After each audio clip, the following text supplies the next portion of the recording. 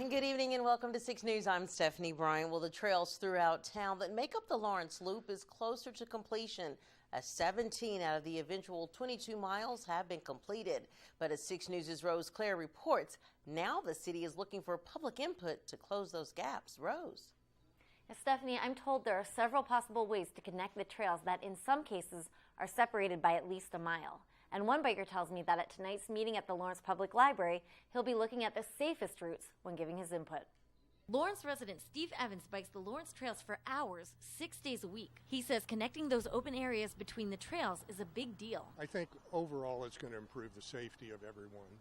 Essentially, I think that's what's important. And safety is what he'll address in Monday night's meeting, asking for public input on ways to close the Lawrence Loop.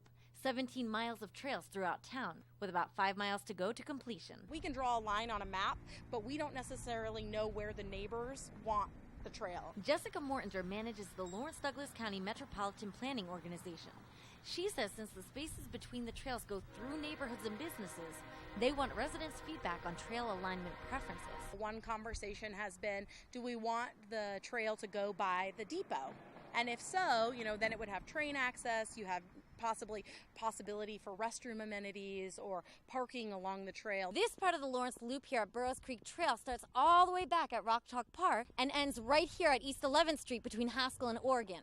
It picks up again about 1.5 miles down the road, over here at the trail leading to Bircham Park. And then from Sandra Shaw Trail behind the Health Department and Burton Ash to Peterson Road. Those are two sections that are currently gaps along the planned Lawrence Loop. Mortinger says the study will take 3 alternatives for each gap and then cost analyze each. But local bike aficionado Steve Evans says he'll most likely see what the experts say before giving his 2 cents. The engineers have looked at it in quite a bit of detail, but I haven't.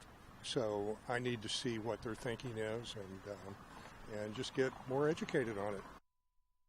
And I'm told currently there's no funding to complete these sections of the loop, but having plans in place will make it easier to apply for grant funding in the future.